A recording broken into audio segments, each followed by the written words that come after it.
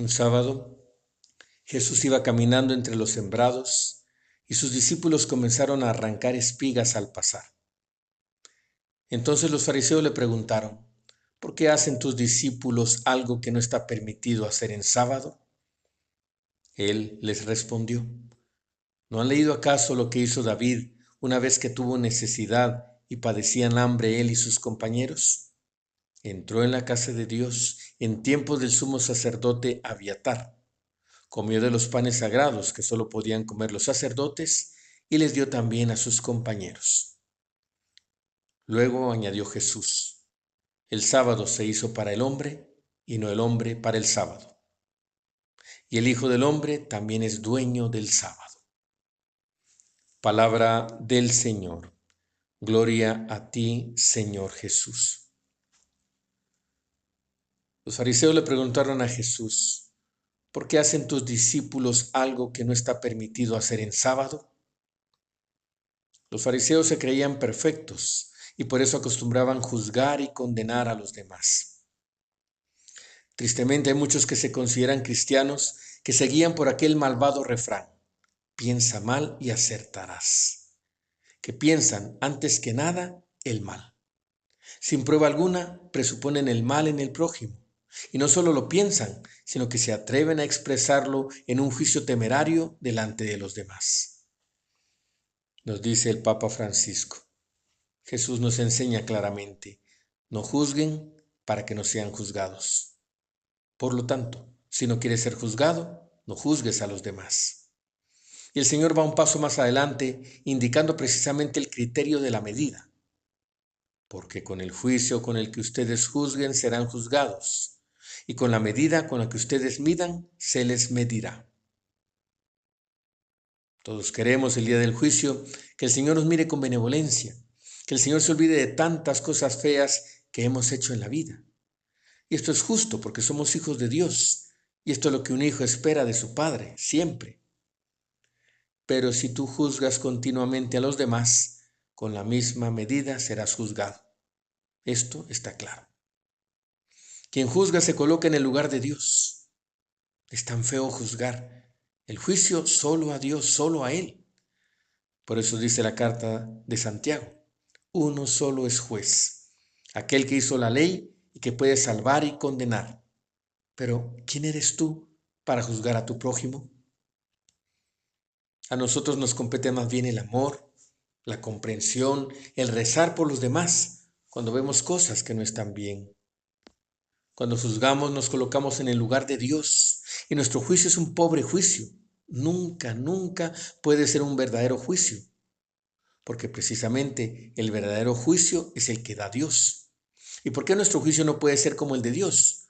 Porque a nuestro juicio le falta la misericordia. Cuando Dios juzga, juzga con misericordia. ¿Quién soy yo para juzgar a los demás? Esta es la pregunta que debemos hacernos a nosotros mismos para dejar espacio a la misericordia. La invitación de Jesús a la misericordia es para acercarnos, para imitar mejor a nuestro Padre Dios. Sean misericordiosos como su Padre Celestial es misericordioso. Para ser misericordiosos son necesarias dos actitudes. La primera actitud es el conocimiento de sí mismo. El primer paso para llegar a ser misericordiosos es reconocer que hemos hecho muchas cosas no buenas. Somos pecadores. Es necesario saber decir: Señor, me avergüenzo de esto que hice en mi vida. Es sencillo, pero al mismo tiempo muy difícil decir: soy pecador y me avergüenzo ante ti, Señor, y te pido perdón. Es importante reconocer el hecho de haber pecado y necesitar el perdón de Dios. No se deben buscar excusas. Con esta actitud de arrepentimiento, somos más capaces de ser misericordiosos porque sentimos en nosotros la misericordia de Dios. Y siendo misericordiosos con los demás, podemos esperar la misericordia de Dios con nosotros. Por eso en el Padre Nuestro no rezamos solo perdona nuestras ofensas, sino que decimos perdona nuestras ofensas como también nosotros perdonamos a los que nos ofenden. La segunda actitud para ser misericordiosos es agrandar el corazón. Precisamente el arrepentimiento agranda nuestro corazón pequeñito, egoísta, porque deja espacio a Dios misericordioso para perdonarnos. Ante todo, al reconocerse pecadores, no se mira a lo que hicieron los demás. Y la pregunta de fondo es esta: ¿quién soy yo para juzgar esto? ¿Quién soy yo para criticar sobre esto? ¿Quién soy yo que hice las mismas cosas o peores?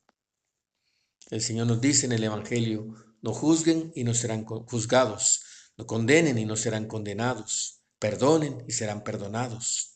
Con la medida con que midan se les medirá a ustedes.